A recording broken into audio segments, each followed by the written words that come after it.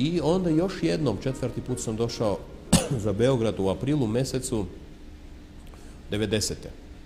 Mi smo imali nameru onda da se selimo za Ameriku.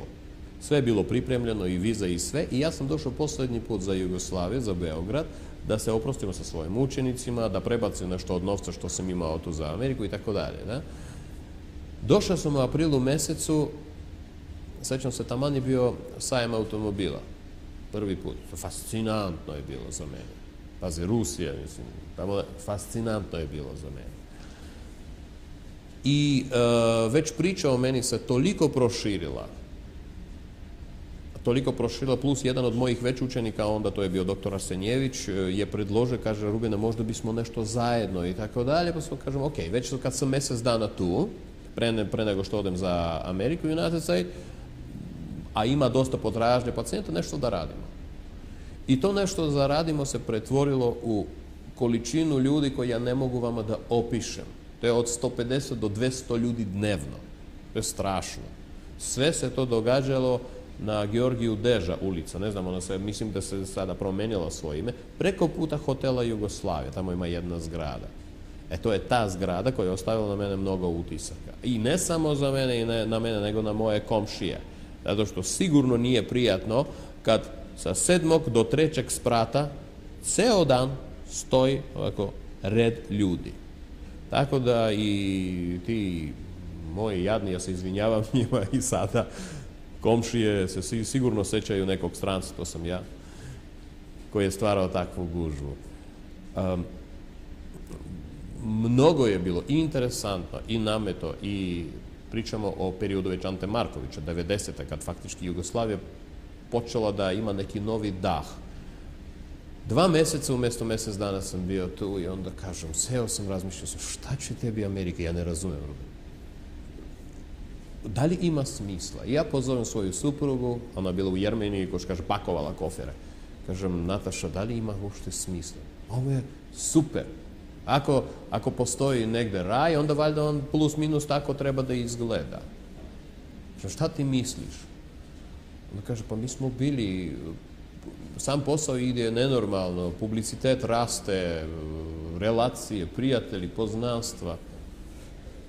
Ja i Zdenko smo otišli za Rusiju, pokupio sam svoju porodicu i 15. jula smo se vratili sa porodicom 90. za, zovemo, stalno. Ja nisam znao da je to stalno, samo smo otvorili kompaniju, pa smo regulisali sve adekvatne papire i faktički od 90. sam tu. Eto.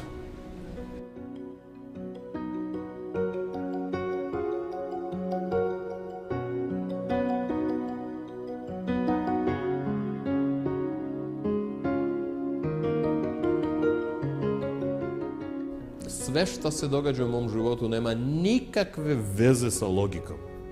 Nikakve. Prvo što moja porodica jeste arhitekte i tako dalje, ali ne bih rekao da je to bila najsrećnija porodica na svetu, ajde tako da ne kažem. Moje lično sazrevanje išlo uz konflikte sa majkom, i to onako, vrle konflikte. Hvala Bogu, tu sam mnogo naučio. Od 16. godine ja sam sedeo u Rusiji, pazite, na koferima, ja idem iz ove zemlje, bukvalno tako. Nisam mogao. Ne da idem van kuće, iz ove zemlje uopšte idem. Ja ne znam zašto, onda glava nije radila, samo emocije su radile. Idem iz ove zemlje.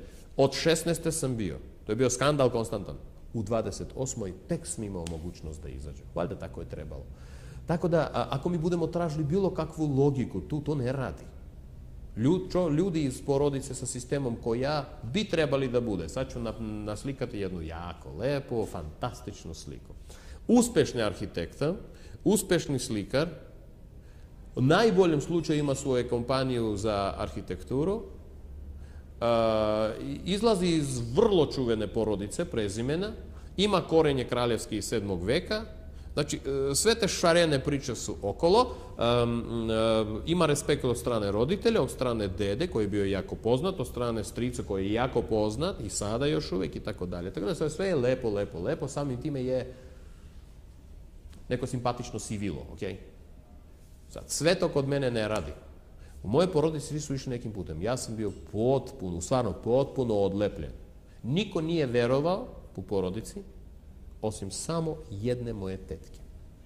Kad sam bio ja mali, da će iz ovoga biti bilo šta što sam ja vama ispričao. U stvari, dobro, ovo je Ruben, ovo je izgubljeni slučaj, to uopšte nije naš, to nije papijan, la.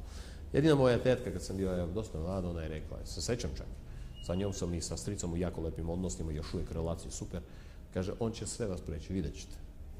Ta ima nešto što niko od vas nema. Sad, rezultati su takvi kakvi jesu na današnji dan, to nije kraj, znajući sebe, to je samo proces. Tako da, to pitanje ja ne mogu da odgovorim, logike nema u ovom slučaju.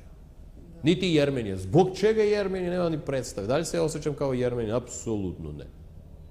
Ne, ja se osjećam kao kosmopolitik. Gde pripadam? Gde god ja sam pripadam. Kao žaba, stalno menja boju. A šta meni prija? Meni prija da dolazim svaki drugi mjesec u Beograd. Evo šta mi prija.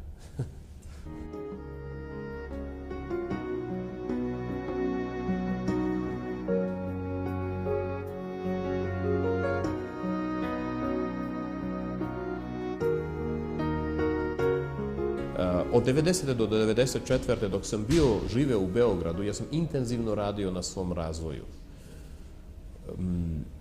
Radio sam toliko intenzivno i toliko dobro, napisao sam neke specifične programe za razvoj, za poslovne realizacije, za poslovno korišćenje mojih nekih metoda, vrlo ezoteričnih, da je to došlo preko jednog mog poznanika, jako prijatnog čoveka koji je ostavio na mene ovako lep utisak, preko advokata Živko Mijatović, International Advokat, do ambasade Holandije. Potpuna slučajnost, ne planirano. Samo zato što Ruben je nešto rekao, nešto dao. Pa to je otišlo do ministarstva, tamo u Holandiji, ja to nisam ni znao, Ministarstvo justicije. Ministarstvo justicije pošalje Ministarstvo kulture u Holandiji, Ministarstvo kulture potraži sastanak sa mnom. To čisto, hoću vam nekako da pokažem da ima materijala, ima osnova za to što ja pričam. Ja sam otišao na taj sastanak sa ministrom i bukvalno u roku od 2-3 dana posle tog sastanka država Holandije ponudila meni ne privremeno, nego neograničeni boravak u Holandiji. Zbog materijala i nauke koju ja razvijam. Ministarstvo kulture je mislilo, ministar, da bukvalno moje bivanje u Holandiji će uticati na ubrzani razvoj kulture u Holandiji. Tako pismo jedno bilo sad. I na osnovu tog pisma su nas pozvali i ja sam otišao iz Beograda. To ću kasnije reći zašto sam otišao. Sad, vraćamo se malo na vaše pitanje.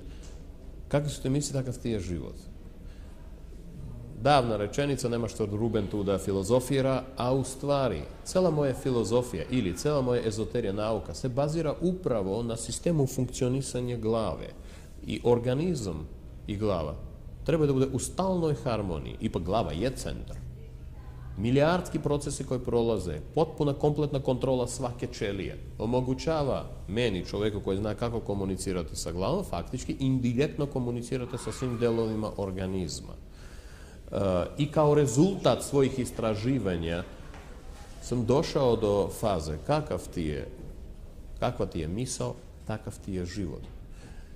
Još jednu interesantnu stvar ću reći. Problem čovjeka nije u njegovim organskim oboljenjima, verujte mi, nego u njegovim sistemu operisanja tu. Kakvi su mi misli? Ako ja budem svaki dan ponavljao, ja sam najgluplji čovjek na svetu, ja sam najgluplji čovjek na svetu. Ja ponavljam, ja sam najgluplji čovjek na svetu. Verujte mi, posle nedelju dana vi imate najglupljeg čovjeka na svetu. Zato što količina emocije koje to podiže, za glavu nema istina, neistina, realnost, nerealnost. To za oči ima, za glavu. Šta god ušlo u glavu je realnost. I u toku svog razvoja i razvoja svoje nauke, verujte mi, ja sam došao do zaključka da čovjek od svoje glave pravi kantu za đubre. On bukvalno ubacuje tamo šta god.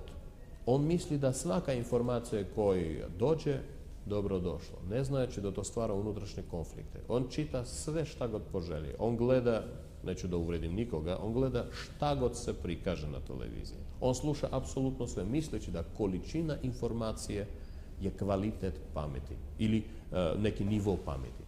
Apsolutno ne. Operativnost te glave, ne količina, nego kvalitativna rad glave je nivo pameti. I onda sam krenuo u brisanje iz svoje glave svega što nije potrebno. Jedan od najtežih faktora. Možda malo više ulazim u svoju profesiju da izbegnemo to.